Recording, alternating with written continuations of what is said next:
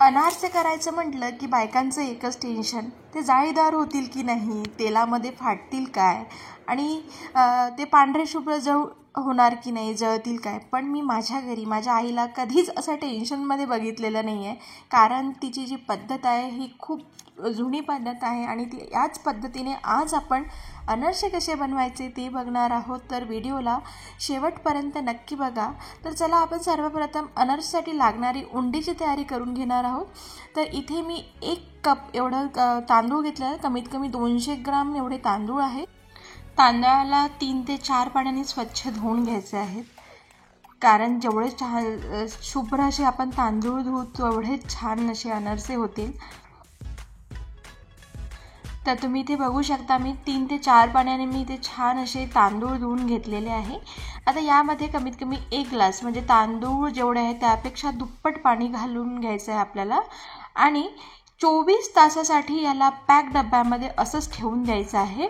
आता 24 तासानंतर एकदा आपण बघूया. तर बघा मी आता इथे एकदा परत पाणी चेंज करून घेणार आहे आणि आता याला 12 तास आपण असंच ठेवून घेणार आहोत.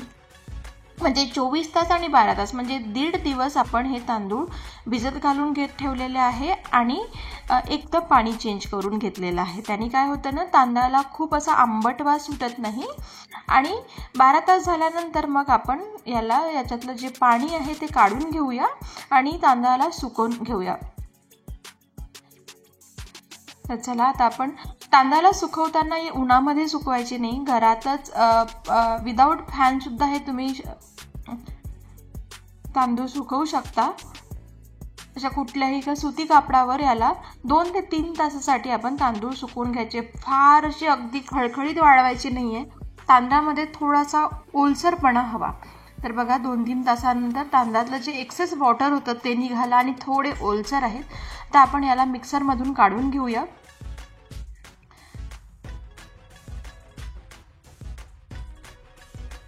चला आता इथे मी तांदूळ मिक्सरमध्ये काढून घेतलेले आहे. आता आपण यामध्ये साखर घालून घेणार आहोत. आम्ही साखरेची अनारसाची उंडी तयार करतो. तर इथे तुम्ही बघू शकता जेवढे मी तांदूळ घेतले होते त्याच कपाने 3/4 कप मी साखर घेतलेली आहे.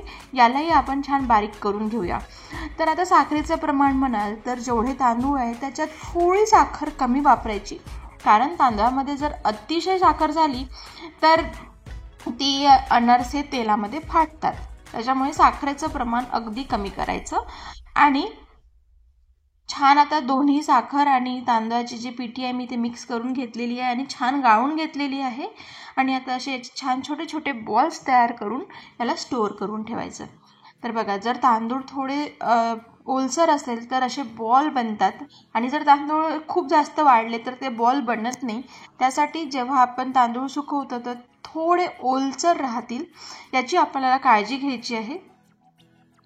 आणि छोट्या छोट्या आकाराचे असे बॉल बनवून तयार करायचे.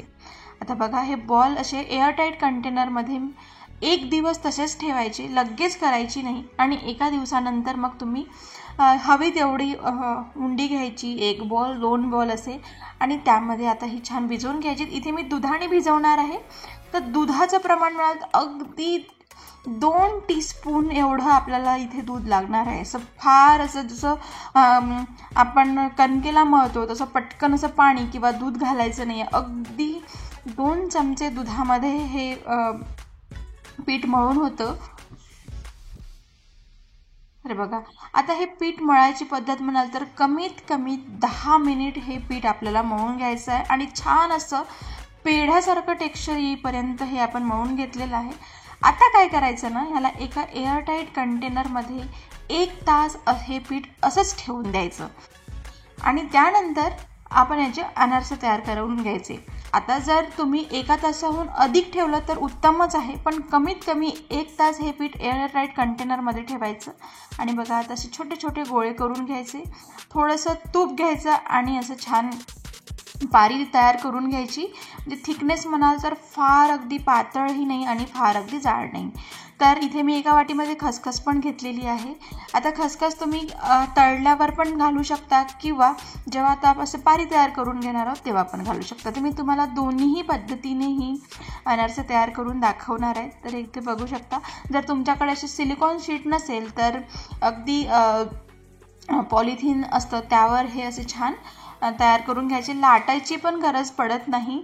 तर इथे बघू शकता दुसऱ्याच्यामध्ये मी याला खसखस अशी कोट करून घेतलेली आहे आणि असे छान अशी अनारसे तयार करून घ्यायचे. हवे त्या साईजचे असे अनारसे तयार होतात. आणि जर आपली अनारसाची उंडी छान अशी मऊसूत झाली तर त्याला असं हातानेच तुम्ही छान असे हवे त्या साईजचे अनारसे करू शकता. चला आता आपण इथे अनारसे तळून घेऊया. तर अनारसे तळताना ऑइल जे आहे छान करकरीत गरम हवं. त्यासाठी ते ऑइल अगदी पहिले चेक करून बघायचं. तर ही माझी अशी छोटीशी पद्धत आहे. छोटासा मी तुकडा असा ऑइलमध्ये टाकून बघते आणि ऑइल अगदी करकरीत गरम हवं. आणि जेव्हा आपण अनारसे घालू तेव्हा फ्लेम जी आहे ती स्लो टू मीडियम हवी. आणि आता आपण इथे अनारसा घालून घेतलेला आहे आणि त्यावरून असं थोडं थोडं ऑइल घालून छान असं जाळीदार होईपर्यंत आपल्याला हा अनारसा फ्राय करून घ्यायचा आहे. तर तुम्ही इथे बघू शकता. आणि इथे जे आपण खसखस कोट करून घेतली होती तो अनारसा मी आधी तळते. आणि काय होतं ना मस्त अशी जाळी येते. आणि बघा जी खसखस आहे ती अशी ऑइलमध्ये पण राहत नाही. आणि तुम्ही इथे बघू शकता अतिशय जाळीदार असा कुरकुरीत असा इथे मस्त पांढरा शुभ्र अनारसा तयार झालेला आहे. आता आपण ज्याला खसखस कोट नव्हती केली मी तो अनारसा आपण इथे फ्राय करून घेऊया. अनारसा ऑइलमध्ये पुरीसारखा फुगायला नको. त्याला आतून जाळी येते पण ही जी याला गौर म्हणतात. म्हणजे जे जाळी असतं तयार असं छान टेक्स्चर होतं त्याला गौर म्हणतात. ती गौर येत नाही. त्यामुळे अनारसा पुरीसारखा फुगायला नको. इथे बघू शकता इथे हा पण अनारसा मस्त असा मी फ्राय करून घेतलेला. यालाही अतिशय मस्त अशी गौर आलेली आहे. आता आपण यामध्ये खसखस अशी गरम असतानाच वरून अशी चिमूटभर खसखस घालून घ्यायची. तर ही पण पद्धत खूप सोपी आहे आणि असे पण अनारसे खायला खूप छान वाटते. तर तुम्हाला जी पद्धत योग्य वाटेल त्या पद्धतीने तुम्ही अनारसे तयार करू शकता. आणि इथे बघू शकता अतिशय जाळीदार पांढरे शुभ्र असे आपले अनारसे तयार आहेत. तर ही पद्धत तुम्ही नक्की ट्राय करून बघा. आणि आता एक अनारसा आपण तोडून बघूया. अगदी थंड होऊ द्यायचा आहे आणि थंड झाल्यानंतर तो मस्त असा कुरकुरीत येतो. आणि एअरटाईट कंटेनरमध्ये आपण याला 8 ते 10 दिवस छान स्टोअर करू शकतो. ते वातळ होणार नाहीत. पण एक तुम्हाला काळजी घ्यायची आहे. अनारसे छान असे थंड होऊ द्यायचे. जर थोडासाही त्याच्यामध्ये असा गरमपणा असला तर ते वातळ येतात आणि मग ते खाण्यायोग्य राहत नाही.